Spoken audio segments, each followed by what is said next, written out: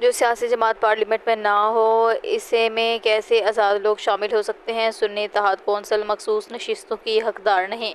سنی اتحاد کونسل نے مخصوص نشستوں پر کیسے دعویٰ کیا؟ سنی اتحاد کونسل کو مخصوص نشستیں کیسے مل سکتی ہیں؟ سنی اتحاد کونسل پارلیمانی پارٹی بنا سکتی تھی لیکن مخصوص نشستوں کی حقدار نہیں۔ دوران سماعت جج کے ریمارکس جسٹس امین الدین خان کی سربراہی میں آئینی بینچ نے مخصوص نشستوں کے فیصلے پر نظر ثانی کیس کی براہ راست سماعت کی۔ وکیل مختوم علی خان نے دلائل مکمل کر لیے۔ سماعت کے آغاز پر جسٹس مسرت نے سنی اتحاد کونسل کی مخصوص نشستوں سے متعلق سوالات اٹھا دیے۔ دوران سماعت متاثرہ خواتین ارکان کے وکیل مختوم علی خان نے اپنے دلائل میں کہا کہ سنی اتحاد کونسل کی اپیل کو متفقہ طور پر مسترد کر دیا گیا ہے۔ ارکان کو ڈی نوٹیفائی کرنے سے قبل کوئی نوٹس نہیں کیا گیا۔ وکیل مختوم علی خان نے موقف اختیار کیا کہ ایس آئی سی کے مطابق آزاد امیدوار ان کے ساتھ شامل ہو گئے تھے۔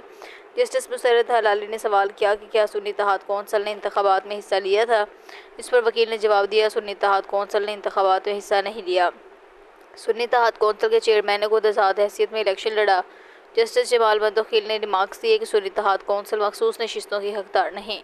انہوں نے کہا سنی اتحاد کونسل پارلیمانی پارٹی بنا سکتی تھی لیکن مخصوص نشستوں کی حقدار نہیں۔ وکیل مختوم علی خان نے کہا کہ عدالت کے سامنے سنی اتحاد کونسل آرٹیکل 185(3) میں آئی تھی۔ مختوم علی خان نے موقف اپنایا کہ نوٹیفیکیشن سے اگر کوئی متاثر ہوتا تھا تو عدالت کو نوٹس کرنا چاہیے تھا۔ ان کا کہنا تھا عدالتی فیصلے میں آرٹیکل 225 کا ذکر تک نہیں، حالانکہ آرٹیکل 225 کے تحت کسی الیکشن پر سوال نہیں اٹھایا جا سکتا۔ جسٹس جمال مدوخیل نے سوال کیا کہ آرٹیکل 255 کا اس کیس میں اطلاق کیسے ہوتا ہے؟ جسٹس محمد علی مظہر نے وضاحت کی کہ یہ معاملہ مخصوص نشستوں کا ہے، مخصوص سیٹیں متناسب نمائندگی پر الاٹ ہوتی ہیں۔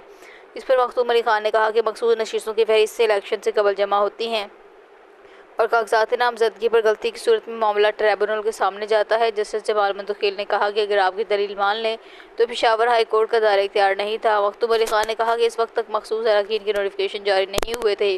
کہا کہ عدالتی فیصلے موجود ہیں، آئین و قانون سے برعکس فیصلہ ناقص ہوگا۔ عدالت کی ذمہ داری ہے کہ اس غلطی کو درست کریں۔ جسٹس امین الدین نے کہا کہ یہ عدالت ہے طے کرنا ہے کہ جواب الجواب کا حق دینا ہے یا نہیں۔ کل سنی اتحاد کونسل کے وکیل فیصل صدیقی دلائل دیں گے۔ بعد ازاں عدالت نے مخصوص نشستوں سے متعلق نظر ثانی کیس کی سماعت کل تک